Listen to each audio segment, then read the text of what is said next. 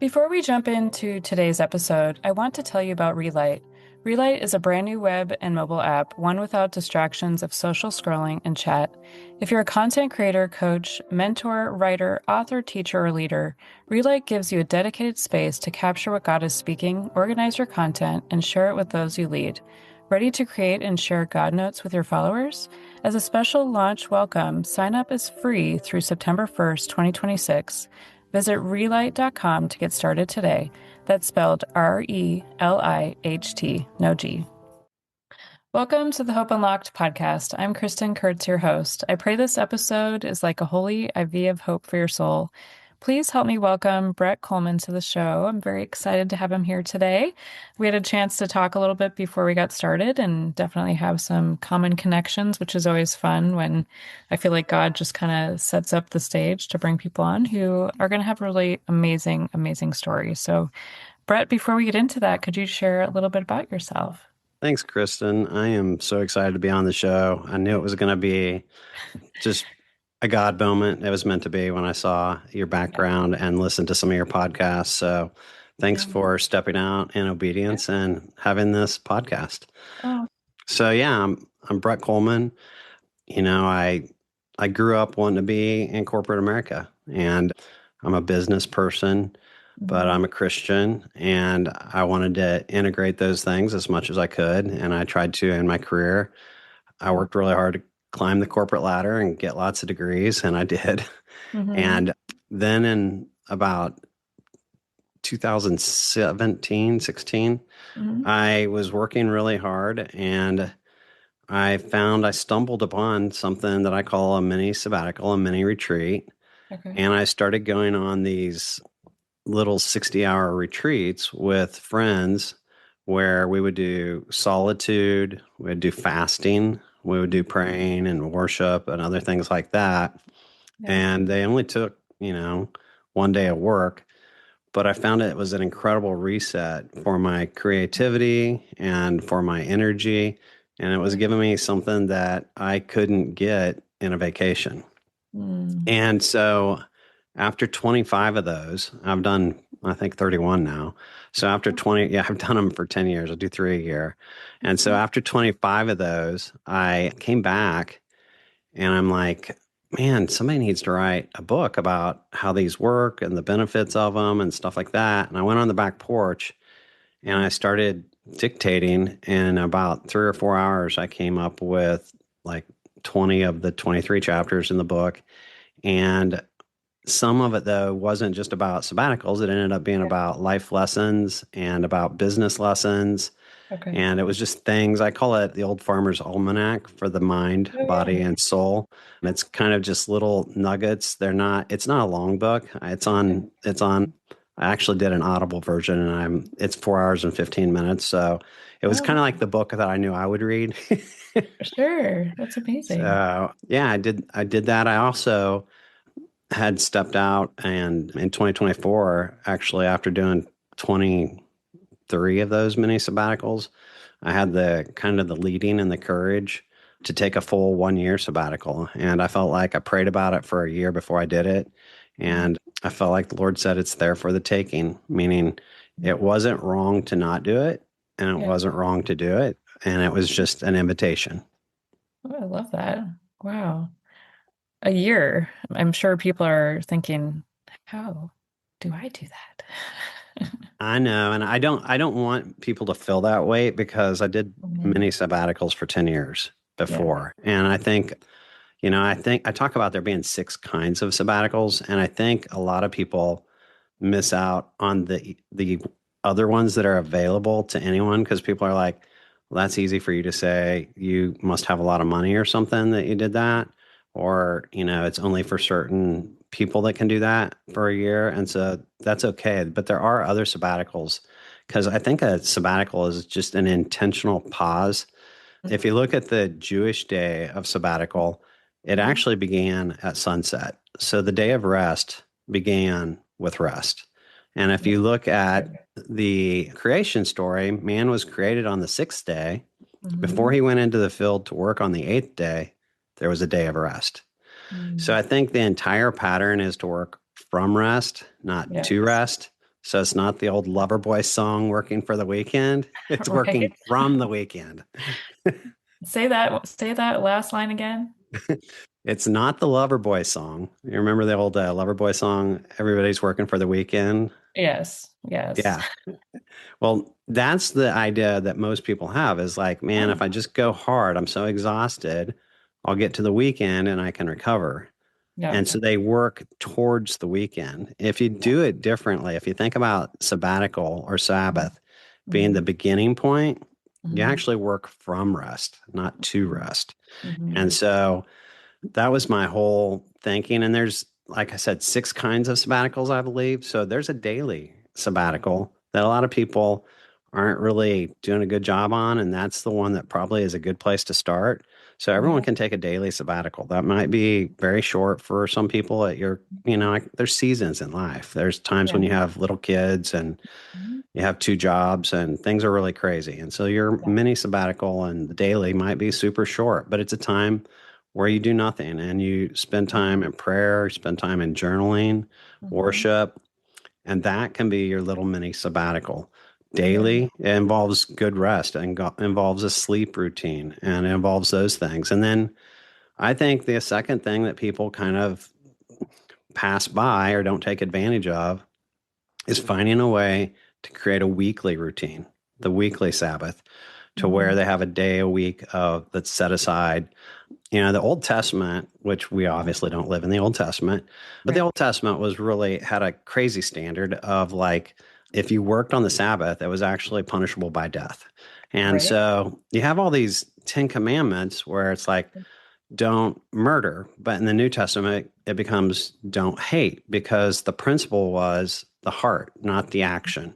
And if you Mm-hmm. look at don't commit adultery was the Old Testament standard, the New Testament standard was don't lust because it was Right. dealing with the issue of the heart. So, how did the Sabbath of the 10 commandments become part of the New Testament? And how did it become a higher standard? Because every one of those is a higher, harder standard in a sense.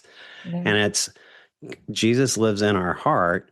And so Mm-hmm. we can commune with him every day. It's not a weekly routine, it's a all the time routine. And so that's the higher standard of Sabbath. Yes. Well, I want to go, can I go back a little bit, Sure. if you don't mind, because I want to actually have you talk a little bit more about this. But one thing that I heard you say, and you thought somebody should write a book about this, but you immediately took action to do the very thing that you thought somebody should do, right? And had you ever thought about writing a book before? Had you ever considered writing a book before? Kind of take us a little bit into that process of what that looked like. I don't know. Have you written a book before? Actually, I know Yeah. you have. Okay. Mhm. One of the things and as you begin to think about or study or even consider writing a book, is just how many books are out there and Mhm. how much it feels like a drop of rain in the ocean. And and and That's you a good real way to put it. you realize very quickly that this is not a money making venture. That this is something you do because you want to sort of leave a legacy of information behind. Hmm. And so, had I ever thought about it? Yeah. Had I ever started on it? No. But I'd thought about it for all kinds of different, ideas like, oh, that'd be an interesting book. Oh, that'd be an interesting book. Oh, that'd Yeah. be a good story to tell. Yeah. But there was something about the sabbaticals that I knew I was uniquely in a position to write that book because I didn't know. I don't think there's very many people who have ever taken 25 mini sabbaticals, small retreats Mhm. for 10 years, over the course of 10 years, Yeah. and been in a position as a CEO with 1,500 employees and multiple direct Yeah. reports and physicians and stuff like that. And I thought, I'm uniquely positioned, and these sabbaticals gave me resiliency. They gave me Mhm. creativity. They gave me wisdom. They gave me discernment. They gave me rest. And they gave me all these things and all these nuggets of wisdom. A lot of them Mhm. came out of those sabbaticals. And so Mhm. I felt like it was a book that I was meant to write because I was in a unique position to write it. Yeah. Yeah, absolutely. So Can you tell us about maybe that first sabbatical? Like how did that come about? What was your thought about it? I know a lot of times people think, even myself, probably 8, 9 years ago, I was like, God was like, we need to teach you how to rest. And Uh-huh. Yeah. at that point in my life, I thought rest was inefficient. So Yeah. did you have that thought process in the beginning? Uh-huh. And then what did it look like what was your first experience? Tell us about that. Oh, well, 100%. I mean, I think everyone who's really a type A driven person is used to caffeine, adrenaline, Like go, cortisol, go, all the go. things that keep you, competition, the Hmm. things that keep you slightly stressed out and on edge so that you can perform a little bit better. Hmm. And the problem is, if you keep those chemicals going all the time, those are the things that create high blood pressure and Yeah. headaches. And honestly, some of the other hidden costs are depression and some of the things like that. And Hmm. so me and a buddy had heard a teaching about Exodus 34, which says 3 times a year you will meet with me. And so we just decided to do it. I mean, we're just like, hey, that sounds like a good idea. Let's give it a Yeah. try. So me and Buddy set up. We booked some cabins in the woods, and they were brand new. They'd never had anyone stay in them before. It was like a 2.5 hour drive from where we lived, and it was very isolated. It was really cool. Yeah. And we pull up, and there's two guys there that have just built these cabins, and there's us two guys, and I don't know what they thought we were going to do out in the woods for 3 days. They were really freaked out, and they're like, Oh, make sure you clean your dishes, and like we're not using dishes, we're fasting, and they're like, okay, well, are you having any parties? Are you having anyone over? And it's like, no, we're not doing any parties, having anyone yeah. over. So they were pretty freaked out and didn't really, like understand why these guys are in the woods. Yeah. And so we ate our final meal Saturday night together and had kind of a celebration together. Hmm. Went to church on Sunday, drive out there. And Sunday night, we said, let's do a little campfire. And so we sat around the campfire, and this sort of became the pattern of all of our sabbaticals. It wasn't anything that anyone had told us this is how it should go. This is just how we did it. Hmm. So we started our little campfire, and we started talking about, like what's things we'd like to do, and what's our vision, and what's our dreams, and what things are we struggling with, and what's our hopes, and Hmm. stuff like that. Today, when we do campfire talk with new people, we kind of equate it to the two blind men who are crying out on the road. And they said, someone told them what's going on. They heard this big commotion. It's like Jesus is walking by, and they're like, Jesus. And they start screaming his name, screaming his name. He walks over to him and he says, what do you want? Mm. It wasn't one of those things where it's like he walked over to him, touched him, healed him, kept Yeah. going. Yeah. He made them state what they wanted. And I think Mm. that's really important, that if you want something, you're going to have to really, and it helps your faith too, when you're Hmm. super specific, write it down, Yeah. be really, really talk about what you want, speak it out loud. Mm. And so that night we kind of just stumbled into that. That wasn't like in any playbook, but that's what we did. Okay. And it was an incredibly powerful time.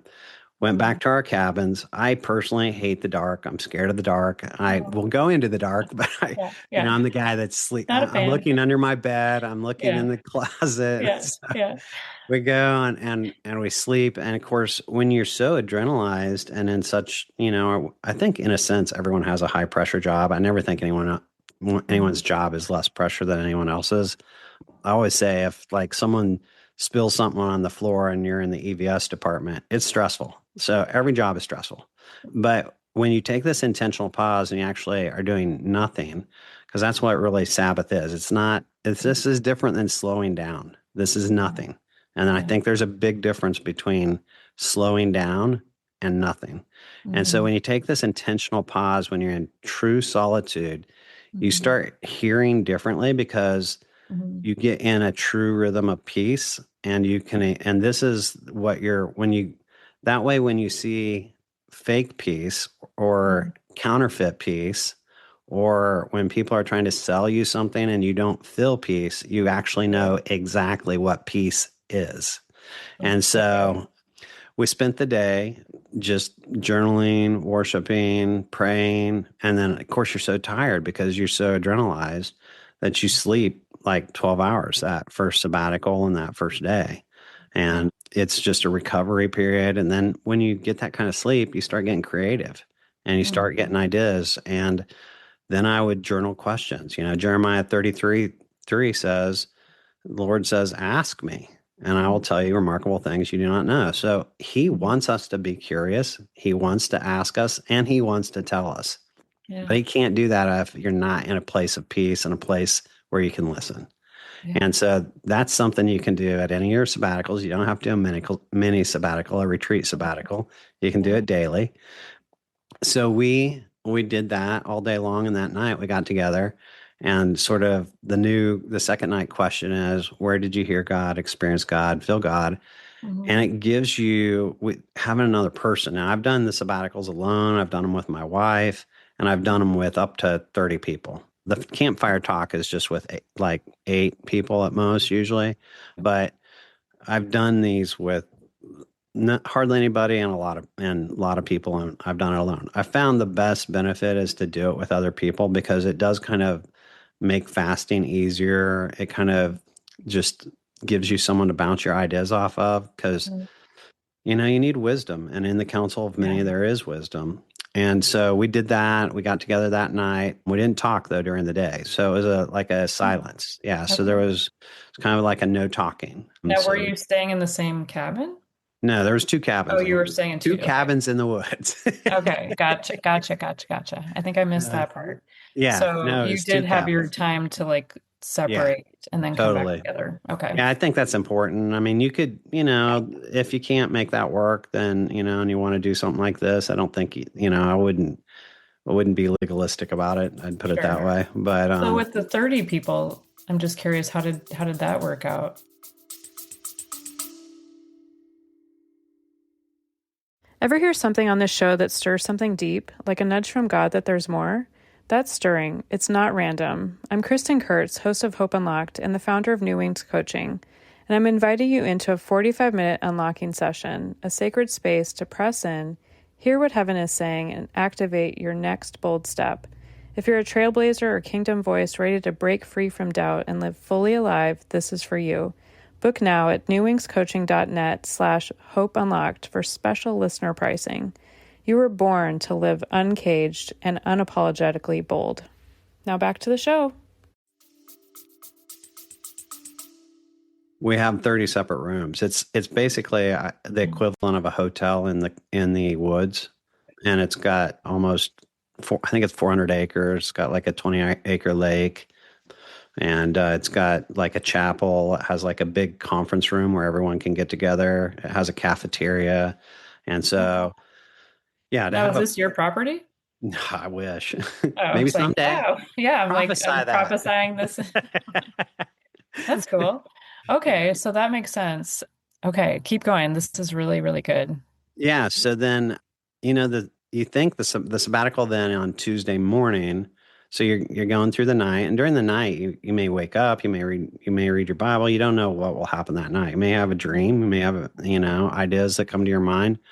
I try to journal questions, even if I don't feel like I got a certain answer. I write down what I kind of my instinct is. There was a study, and I got to find it again someday, but there's been a study about how two people, you could hold a coin that was like, I forget how much different, like 1 gram or 2 gram difference. Mhm. Not that it should not be able to tell which one is heavier, and Mhm. just ask people like which one's heavier. And they're like, I think they're the same way. And it's like, well, if you had to choose one that was heavier, which one would you take? And Yeah. people are remarkably accurate on that Mm. because and that's the thing that you have to realize when you ask God a question and you write down the answer, even Hmm. though you may not feel it's 100% right. Yeah. God gives us, Job talks about who gives instinct to the mind and intuition to the heart. Hmm. Job chapter 36. And it's a powerful verse that reminds us that God is the one that provides that. Yeah. So can I ask you, prior to kind of going into this, did you have like a connection with the Lord like that, where you were journaling, where you were Yeah. hearing, or was this kind of a new experience to be able to get, because I always say like it's really hard to hear him when there's so much going on around you, obviously. So was this kind of a new experience for you to really hear more I from him? definitely, yes. It's an Mhm. experience to hear more. I'd always been, I mean, I grew up in a Christian family, and I married well, and I'd been in church for many years and read my Bible many times. And so I wasn't at zero, but I Mhm. think Okay. there's something that happens. I'd never had that kind of solitude. And so Ever. no, I don't think anyone without intentionality, and that's the key.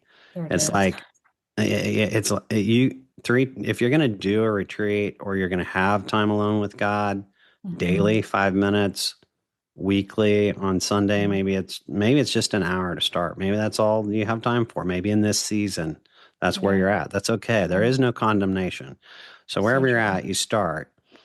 So the intentionality is the important thing. And so when Hmm. I'd never intentionally tried to pause. Wow. And how can I ask how old you were at that point?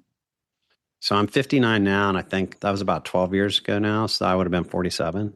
So I'd Okay. went a long way in That's a life long, and in my and career. how was your health at that point? I was really in great health. I mean, Were you? I've Okay. done two marathons. I ran track a little bit in college. I've done two marathons. I've done Okay. two bike rides across to Iowa. I've done Mhm. triathlons. I mean, Oh, that's great. yeah, I'm zero compared to that. I feel like I've let myself go comparatively speaking, but I'm still pretty healthy. Okay. So at that point, like even though you were in a like stressful environment, you weren't experiencing the potential results of having that adrenalized life in Not at essence. that point, but I think that, those things are slow. They're like erosion. They happen over a they happen over decades. And I think it's like tithing or giving to the Lord. I don't want to use that word because I think could be legalistic. And so I'm more of just like giving to the Lord. I Yeah. don't know how my life would be different if I didn't give, but I know Hmm. that giving, I've had a very blessed life. And so Hmm. I don't know how healthy or unhealthy I might be had I not started this 12 years ago, but I Hmm. believe God's ways work, and God's ways are proven over time. And that's what makes, when people are like, I could use this drug one time and it wouldn't hurt me. They're probably right. It wouldn't. It's just what decades of that drug and the addiction and the destruction. So, Yeah. those things are slow. They're a slow melting of an ice cube of your life. And so Hmm. you have to push back with intentionality against the Hmm. slow creeping things Yeah. that can destroy your life.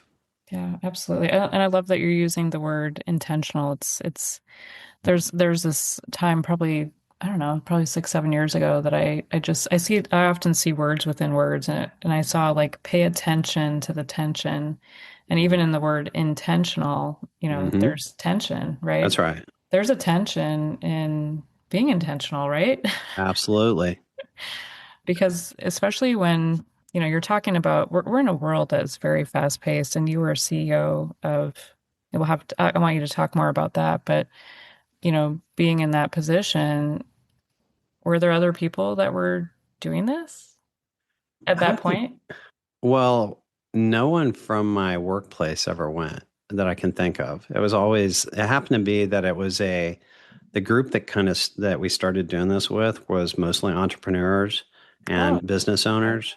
Oh, And wow. so most of them were people that were in that role, not an employee role. And Okay. that's part of, I think, what, I'm trying to roll out as a idea is that it's not just for business leaders, it's for everybody. You say that one again.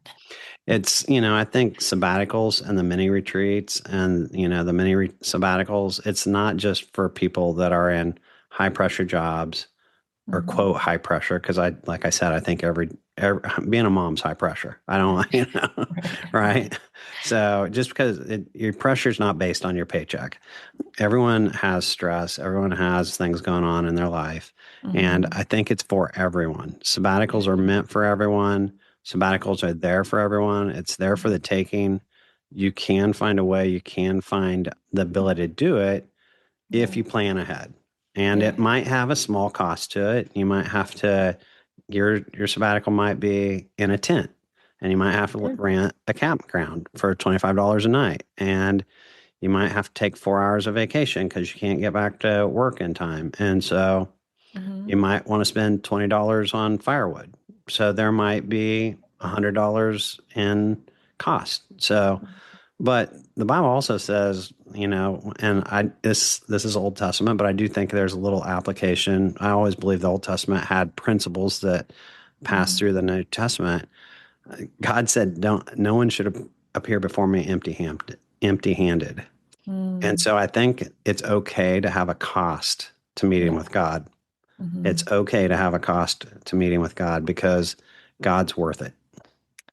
Yes. That's so good. So you guys, you finish up your first retreat sabbatical Yeah. together Yeah. in So Tuesday separate we broke our cabins. fast, Yeah. and that was the And end of our first one. then this was a 5 day, correct? Three. Or three day? So Saturday we ate dinner. Sunday we went to church, but we started our fast Saturday night after we ate. Mm-hmm. Sunday went to church and started and went to the campsite, had our first Okay. campfire night Sunday night, campfire night Monday night, broke Mm-hmm. our fast Saturday or Tuesday morning at 7 a.m. So it's Okay. 60 hours. Wow. So that last day, I'm just imagining you guys looking at each other going, kind of like what just happened? Like uh, what did you both think after this first experience? Well, I mean, you just think, I can't believe how amazing this is, how needed this was, how much I got Mhm. out of this. I don't know. It's like taking a good shower. You may not realize how much you're going to appreciate the shower until you get in it. It Yeah. was amazing, Mm. and it felt just like we were going back energized and full of life, and like we're planning on our doing our next one and our next one and our next one. So you guys were like, okay, there's more. We need to do this. And at that point, were you thinking we need to tell everybody about this? We did. We went back and we told everyone, and everyone said that sounds great, and they didn't go. So for Okay. we went on like seven together, and no one else went. And then So for those first seven, it was just the two of you. yeah, yeah, Okay, so I just want to stop here for a second. So that was like 2 years worth of yeah. going to Although get just we the two. missed some in our first 2 years, there was some pretty big family stuff that came up for one of Okay. us, and so we had to miss one. But that's one of the things I think that's important. I never want something to be legalistic or Yeah. like guilty, Yeah. like so it happens. But Yeah. yeah, but yeah, we did seven of them before anyone came. Okay. So you had this intention. We're gonna use that word. Yeah. You walk away saying, "Oh, everybody needs to do this." Were you inviting people? You were Uh, inviting a lot of we did people into invite them. it? We invited them. And what finally, I think, what you have to have, and this is probably number one, I probably wouldn't have kept doing it had I didn't have a friend. And I don't know if he wouldn't have kept doing Really? it if he didn't have a friend. Well, Wow. the problem is with things is, I don't know if you've ever met with someone, they're like, this is so great, I'm going to do it again. And it could be a million things. And then they never show up again. Right. That's true. Yep. I mean, there's That's a very lot of true. people. Yeah, There's a the lot work of that I do, people. yeah. And it's in our minds are tricky. At the time, we're excited and we say we're going to do it, and then Mhm. life And then life. happens, and if Yeah. we don't plan it and we don't schedule it, then it Hmm. doesn't happen. And so what happened was he scheduled and planned and booked like seven rooms. So what happens is you need a planner. You need someone who's the take action person Yeah. to sort of put the money on the line, put the time on the line, put the schedule on the line. so Mm-hmm. that people there's a lot of people that like, you know, a object in motion will stay in motion, that old law Yeah. and but that starting energy is the key, and Mm-hmm. the picking a date, picking a location, Mm-hmm. scheduling the place, giving them their money up front. Mm-hmm. That's the energy to start Mm-hmm. that I hate to say it, but probably 90% of us don't have. And So what you're saying is having somebody who would say, okay, this is the date. This is where we're staying, like having it mhm, all planned out and actually like having that person pay for the 7 rooms ahead of time. yeah. Yeah, so he did, and so that created the activation energy for Hmm. others. It lowered the activation energy for others, that old Hmm. chemistry term, to where they then were started participating. And then once they start participating, they're like, wow, this is awesome. So then Yeah. it grew to like 20, 30, and we've had as many as 38 people. And so I did one with my dad passed away, and so I did one alone with my wife in on the land, that family land, and we got a camper and went out there. And so I didn't do it with a group that time. I did it with my Hmm. wife because I thought it was the first year after my dad had passed, and I thought it was the kind of an important one to do with her. But that was a unique one because when we were on that one, I'm walking the land that I've been on many, many times before, and we found this marker that was set there in like 19, I think it was 67 or 66 or something. Oh, And wow. it was where they had set on top of this hill, and they'd laid out the entire area for the railroads and for platting and for architecture and all that stuff. Oh, wow. And so I Googled it and I did a bunch of research on it. And that night I wrote down, I think God is saying we're on the right map, we're on the right plan, we're on the right road that that He's laid out for us. Yeah. And the next morning we went driving around and we came to where Zebulon Bush had crossed through Kansas, and there was a big marker with a big map. And it was like, again, it was just a confirmation that you're on the path I have plotted for you. And so there's so many great stories from I bet. sabbaticals. And so you don't have to, I don't want anybody to feel like there is like, my sister has told me that, the people she's talked to about the book are really worried about doing the fasting Mm, because, they're just worried about doing that. And so, if that's not something that you can do, yeah. then, Yeah. do what you can do. You know, Right. do what you can do. That's all God ever expects anyway. Exactly. And fasting can look different for everybody too. Like Yeah. fasting from food. I've thought like, gosh, if I lead a retreat and another retreat again, it'd be really great to have people fast from food because it just takes one less thing off the list of, I know this is kind of, to me, I was kind of a joke, but funny, but not funny, but like to have one less thing for people to worry about, to, have the right foods and all this. But Yeah. fasting, you can, right? What would you say to somebody about, fasting? Number one, and you got to check with your medical doctor. So if you can't do it, you cannot do it. So certain medications, or like if you're diabetic or something like that. But the vast majority of people can fast. The Bible says not if you fast, but when you fast. So Mhm. there's kind of a knowledge that you fast. If you look at Mhm. Jehoshaphat, when the three kings raised up against him, he asked the people to fast. So there's a good history for fasting. And Mhm. there's a lot of science behind fasting. And now there's not the science that there is for drug studies, because there's not the money in fasting that there is for drug studies. Right? But fasting doesn't actually take your energy level down. It actually takes your energy level up, and Mhm. it makes your mind so much more creative and so much better focus in your time with the Lord. And there's so much, I hate to say it, there's so much junk in our food and in our environment Mhm. today that So if true. you can eliminate that, I would highly, highly encourage it. But if you can't, I would encourage you to fast something else that's very important to you during that time, and maybe do something a little bit different with your meals that's somewhat sacrificial. Yeah. And, don't live in guilt, but I would challenge you, Mm-hmm. if you're able, to slowly build up to it. The night before, make sure you eat lots of fats, stay away from carbs, and eat a Mm-hmm. lot of fats. And honestly, the week before you fast, if you're worried about it, just sort of start building up and preparing. Stop with the junk food. Mm-hmm. I do it so Yeah. often that it's not really that hard for me. I've never Yeah. really, I mean, there's sometimes like you get hungry, but I take a pinch of salt if I get a headache. And that usually is the salt and water will usually Mm-hmm. take away most of your headaches. And Mm-hmm. most time, if it's just hunger, the feeling will go away in about 2 hours. Now, my That's wife and what I, when people we know. did, my wife and I, when we did our sabbatical, the second day, she's like, I'm really, really, really hungry. I'm like, honey, that'll go away in 2 hours. It's just natural, Yeah.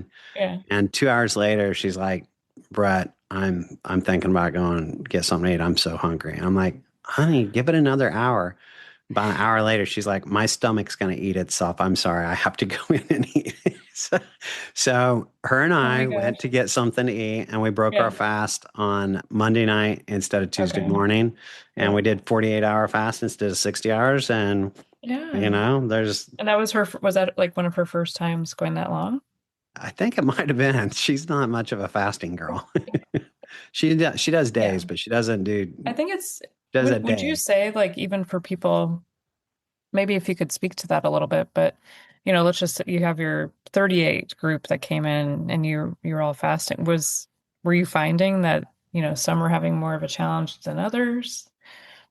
Well, since it's kind of a don't vow of solitude, I didn't hear it at the time. I've Oh, never okay. really, we did, You weren't polling people at the end. but How was your hunger meter? one of the guys is really funny because the first time he ever went, his wife packed him a little snack pack. And Really?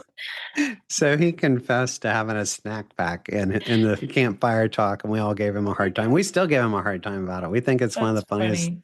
Oh my funniest goodness. things. But there's I Yeah. don't I just I try to be grace. I mean, that's one of Yeah, the big chapters I for write about in sure. my book is, give the Hmm. grace you want. And it's the grace of God that draws us to God. It's not the judgment. It's the Yeah. grace and love of God. So Yes. Oh, I love it. So you've had, several sabbaticals that you've gone on. What would you say was your most impactful one that you've experienced, if you would be open to sharing about that? I think it was that one with my wife because I had done many of them. I don't know I don't want to say it was like number 21 or 22, Hmm. maybe. I mean, I have done so many, I lose track exactly, but Yeah. it was in the 20s. It was close to Okay. 20 at least. And it was at that time that I talked to my wife about taking a year off of work. Okay. And we had a farm and we were staying on my mom and dad's farm, but we also own a farm like a Yeah. couple of miles away from that. Okay. And it was the seventh year that we owned that land. Hmm. And that next year, I said, I think next year, because this was in 22. Yeah, I think that sabbatical was 2022, June of 2020. No, it would have been even like, sorry, I can't even come up with the exact date. But I said, I think I'm going to let the farm, I'm not going to plant anything on the seventh year of the farm. And my wife's like, that's kind of Old Testament. That's not really where we have to live. And I'm like, I know, I agree with you. I'm just thinking about like letting the land lie fallow. And, Hmm. I don't know what benefits will come from it or what, I know it's going to cost us a little money, but I Hmm. think we could do it. And, she's like, okay, we'll talk to the farmer about it. So talked to the farmer, and the farmer said, well, you can't really not plant anything. That's actually not a thing. And I'm like, why is it not a thing? He goes, because there's seeds that will become weeds, and those weeds will give more seeds, and those seeds you can't get rid of for 70 years, up to 70 years with some plants. Even if you treat it and you get rid of 90%, 90%, 90%, in 70 years, you still have some fraction of a seeds left that can take over and these weeds can come again. So he's like, I'll plant grass. I'm like, that's perfect. So he planted some kind of grass.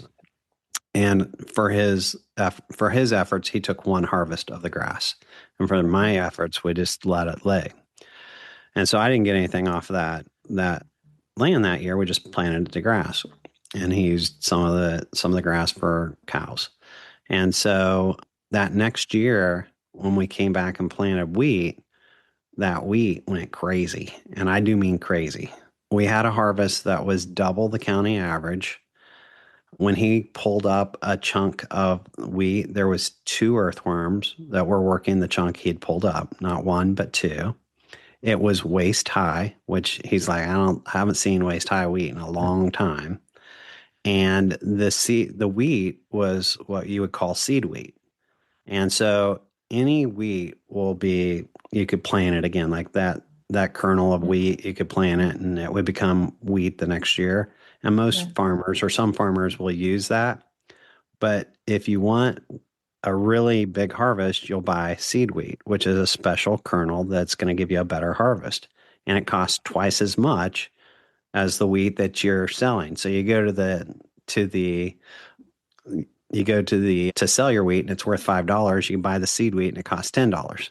So for example, so my wheat was twice as much and it was worth twice as much.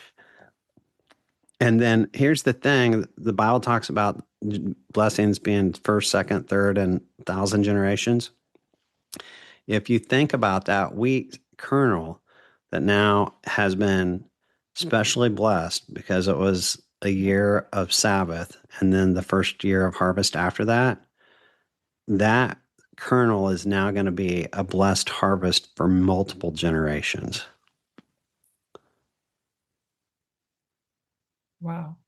Yeah, so it was really cool. So I just think the whole thing about the maps, talking about taking a year off of work, talking about letting our plant, Ground our rest. harvest, our ground rest. I mean, Yeah. she was a little bit of a distraction compared to my guy friends, but it was great. Women can be I like that can't say it was sometimes. total solitude. Yeah. Wow. It really, like, if you guys are hearing the theme here, is that rest is blessed. That's exactly right. And I It's think not the punishment. world is like very counter to rest. Yes. And that's everything. And if you think about it, everything that God teaches is counterintuitive. And, that is the thing is the world's ways don't work. God's ways Mhm. work. Yeah. And so I tried to take godly principles that I learned through Sabbath, through my Mhm. job, and create something that was kind of like a zero entry swimming pool. Yeah. My book doesn't say anything about a specific religion. It doesn't say anything about a specific church. And I try and make it something that people could give to a friend or they could have on their desk at work and no one would be offended. Mhm. And it's a book that talks about some of these things. Yeah. So tell us the name of your book. Wisdom that leads to soul rest. Wisdom that leads to soul rest. And where can you find your book?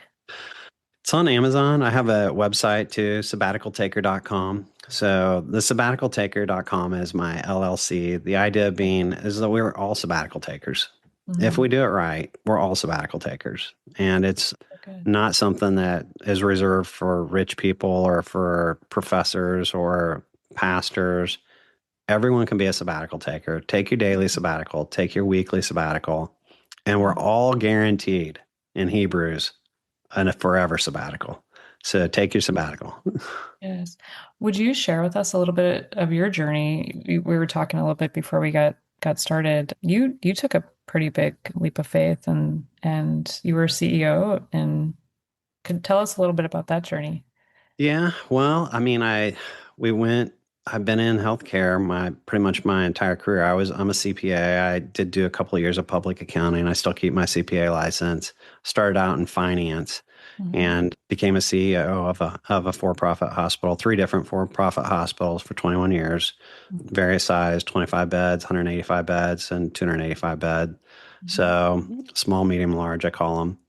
And, I had a blessed career and I had a great time doing it. And I felt like it was both a job and a ministry. Hmm. And I was happy to do it. And I felt like God kind of gave me a permission, invitation. I'm like, Lord, can I take this 1 year off? And the Lord said, it's there for the taking, which I don't claim that God has said very much to me. I honestly don't. Like that and maybe one other thing is the only thing that I would like. I wrote it down. Like, I really believe this is the word from the Lord.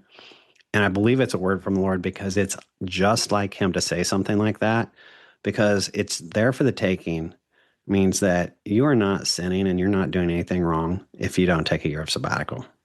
Right. And it's there for the taking means if you take a year off, I don't know, and I still don't know exactly how it's all going to work out. You don't have to know how it's going to work out. That's I'll good. take care of you because the Bible says, give us this day our daily bread. But the truth is, and most of us have said that prayer, nobody wants daily bread. Nobody wants it. The They manna. want, they want like 100 years of bread stored up. Nobody wants daily bread. And so it's there for the taking was just like something he would say. And I Mhm. knew that if I quit, it's kind of a weird look on a CEO's resume to not work for a year. People are like, what happened? Yeah. And I knew that I was in a position where I could do it. I definitely wouldn't be getting ahead. I'd actually Mhm. be falling backwards because I'd have to give up a lot of not just my income, but I would lose all my stock that I'd accumulated that hadn't vested to me because I Mhm. was not old enough to retire. And so Right. I knew there would be a high cost to it, but I just want to be a person of faith. I want to be like those 300 that Gideon had, that Yeah. like the crazy 300 that's like, hey man, I got to do something. This is Yeah. like, if God said it's there for the taking, that means if I take it, he's going to make it okay. And so I'm like, it's a little crazy, but Yeah. God kind of sometimes has done a few crazy things. Just a few. So when was this that you did this? So January 24 is when was my last day of working in corporate America. Okay. So, And how, like, what was that day like for you? oh geez, I think it was kind of like the day that the Israelites went out of Egypt. Okay. I just felt like it was, and I don't mean that in a negative way towards my Yeah. employer and Sure. whoever your employer is, but the lender is slave to the borrower. Hmm. And if you look at the way that the Israelites felt a anguish towards slavery, that bitter roots that they ate with their Passover meal, that's the same, that bitterness is the same word that's the anguish of slavery. And he was rolling back that bitterness, that anguish. Hmm. And there can be an anguish at a certain time in your life or in your career or in your whatever, Hmm. that the Lord is saying, I'm going to roll that back. And I felt like it was a day that like things were going to change. I didn't know how they were going to change. I felt like I might go back to my old job, my old career, my old whatever. And I didn't know I didn't really know what the future was going to be. I was Abraham. It's like, go to a land I will show you. It's like, where's that? It's like, I'll show you. I'll show I'm not you. telling you. Just You'll see just it when you go. get, just go. Just So go. I was kind of like walking out. I was Abraham going into a land that the Lord will show me. And I felt like the Israelites leaving a country that they would never return to. And it was bitter sweet. And I was thankful for everything that it had provided me and my family for many years. And I Hmm. was grateful for that and the people that I'd worked with and the impact that I'd had. But Yeah. I believe that, you know, God said it's there for the taking. So I believe God had another plan. Yeah. That's so good. Can I ask, did you have like a lot of supporters or did you have people going like, what are you thinking? Well, I mean, did you have all of the things? no, well, since I'm 57, I think people didn't, it looks a lot like a retirement to a lot of people. I really admire Okay. the people that would do this at 40. or 30 or, I was 44. 50. Yeah. So there, yeah. I mean, that's a bigger leap of faith, quite Hmm. honestly. Right. So, It's all, it's for all, me, it's all. yeah, I'm sure there were people that were like, what's going on? But I had my group of 30 plus people that I'd went on sabbaticals with. I'd asked people as they were in my campfire talk for Hmm. the last year. So I'd had three of those when I started talking about it. That Hmm. it's like, hey, pray with me. I'm really thinking about doing this. Pray with me. I'm thinking about doing this. So when Oh, I that's did good. it, it wasn't, you don't, you don't want to make an emotional decision, and Right. you don't want to make an unwise decision. That's a big financial decision.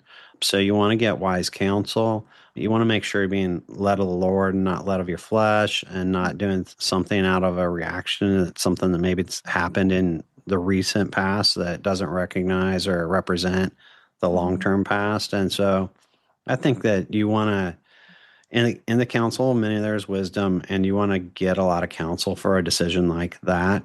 So I would not, I would not, encourage people to rush out, but Hmm. I would encourage everyone to start with their daily sabbatical, then Hmm. make sure you implement your weekly sabbatical, and then maybe start doing some retreats. Yeah. And then after you've done some of that and gotten some wise counsel, maybe God will ask you to do something bigger. So, Mhm. I think God builds our faith up little by little. Yeah. And, Gideon didn't just jump in. He wanted, like, burn this offering up. Okay, the offering's burned up. Then it's like, okay, do this fleece. Okay, Yeah. I did that fleece. Could you Yeah. do it again, but just a little different? Yeah, I can do that. So, he kind of asked for some signs. And even then, when he's on the mountain with 300 people, he's like, Mhm. God's like, go down into the camp and listen to what they're saying, Yeah. And he went down there, and it's like, wow, man, God's in this. So eventually you hear something, and then you're like, wow, Mhm. God's in this. In the mouth of two or three witnesses. Yeah. So, That's good. Good. Wow. So since then, are you still leading retreats in your area then? For those who are so maybe like, hey, is he still doing this? How do I get involved? I want to do some. I haven't done any for like a outside group. We've just continued to do it with our kind of our small groups that Your we've core. always, Okay. yeah, our core group. So I've talked about doing it. It's on my website. It's coming soon. If someone's Okay. interested, they could contact me, and I'll Yeah. put them on the list for when I start doing them. Yeah. Because I do think it's, of all the things that I would love to do, I'd, basically be a camp counselor for life. Every month I could lead a sabbatical, and There you go. there's nothing I would love more as That's being a cool. camp counselor. Live on the campgrounds. Yeah. So right now I'm super busy Breaking with news. yeah, exactly. Right now I'm mostly busy with community work. So I'm chairman of the Chamber of Commerce where I live, and I'm on a foundation board. I'm on my church board, and I do a couple podcasts, and we have a grandbaby out of town. And Oh, so, we have stuff going on, and I do healthcare consulting. I have friends that call me and ask me. And so, I mean, I was in the industry for a long time, so I right. have a lot of tools Wisdom. and people. Yeah. I mean, really, if you're a godly person, you do have wisdom. Yeah. So, Absolutely. yeah. So it is something that I have. So I have a lot of little things. I'm like, and Yeah. my life feels like a bunch of lily puddings right now. I'm just a lot of little guys. Oh, I love it. Are you loving it though? Oh yeah. I mean, this Yeah. is just a blessing, and I realize that not everyone can do it. I don't take that for granted. I'm grateful for it. I'm thankful for it.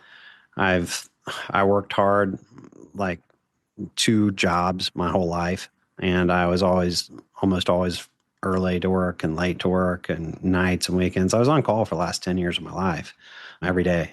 And so, I wouldn't, I think I've been fortunate because I know there's a lot of people that couldn't do it. But the first time I thought about doing it was 2017. And I wrote in my journal on sabbatical, what's one thing I would do if I knew that fear's keeping me from doing, if I knew there was no way I could fail or risk or whatever. And I wrote down, take a year off from work. Yes. So it was Um, not literal. It was not something that like. It took me 7 years. 7 years. There's the Yeah, 7 years again. yeah, exactly. So it Mhm. it may literally be something that it's like a seed is planted today. Don't get frustrated if you don't get a harvest tomorrow or next year. Yeah, absolutely. Right? Yeah. Yes. That's so good. Wow. Well, do you have more books coming? I don't think so, man. I Not tell you quite. what, Not yet. I started that book June of 24 and it was published December 25. So it was just Yeah. published recently. Yeah. And it was like a lifetime achievement award. My dad was a high school principal and I figured out that I could, because I was in other enough English classes, I didn't have to take my senior year of English. And so I got out of that. Yeah. And so when I write, I turn off Grammarly because I get so mad at how many corrections it's suggesting. And when I Oh, turned it back on the first time on my book, it had like 750 corrections and they were mostly comma faults. Like, no, oh. you don't need a comma there. Yes, you do need a comma there. And so writing, I think, good ideas, unique ideas, and I don't mind sharing the ideas and putting them together. But the actual act of writing is very laborious to me. And so I had to have, like, yeah. How did you do your book? Did you have to have a lot of editors help you? Well, I'm a verbal processor, so a lot of it was, verbally putting it out there and then having it on a Word doc, and then I have a friend who actually edited it. And by God's grace, it wasn't too awful. Well, what's the name of your book? Fit for the call. Fit for the call. All right. Mhm. I love it. Yeah. And what was you do counseling and you're a life coach, right? So, Not a counselor, but life coach. life coach. Okay. Yeah. Yeah. And does it have lessons from that in there? Yeah, I would say there's definitely, like the word that you talked about earlier about being very curious. The Lord calls me a woman of wonder. So I love asking questions. So there's definitely like some questions in there that there's space to write. It allows you to think. It allows you to go deeper. It allows you to like, it's kind of like a mind, body, spirit. So there's actually physical movement that I have people do while Yeah. it's a whole thing. Well, we're connected. And then Yeah, people trying to put us in all these little like categories. We try to separate our lives and you can't. you can't. Physically, Yeah. mentally, and spiritually, you're Yeah, connected. exactly. Yeah, so we both did it. High five. We both did books. So I would love for you just again, if you could share, I know you shared earlier your website, but the best way for people to get a hold of you before we wrap up today. Yeah. The website's sabbaticaltaker.com. So there's Okay. two B's in sabbatical. So, Okay. and Perfect. yeah, it's not a perfect website because I had to work on it myself, but it's a good website. There's nothing perfect in this world anyways. Yeah. Way to go for building a website. So I will make sure that the website's in the show notes if you guys are listening in and you didn't catch that. Head to the show notes. And then before we wrap up, I shared with you before we got started, I really do this for the one. So if you could just get in mind the one who's listening in right now, is there any other words of wisdom that you just want to share over this person? Maybe give it like a minute of words that you'd like to share, up to a minute, and then we'll wrap up.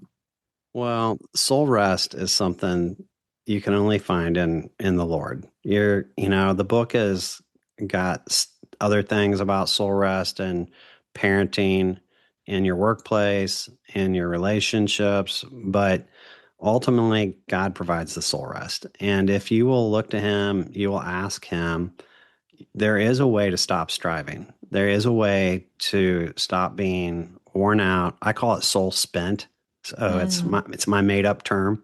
good. So becoming soul spent, you don't have to live life that way. And part of God's design was not to slow down, but to cease.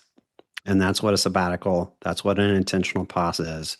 So whether it means 5 minutes a day, 1 hour a week, or if you've got the capacity to do a 60-hour intentional pause, take a sabbatical retreat, do the fast, it will change your life.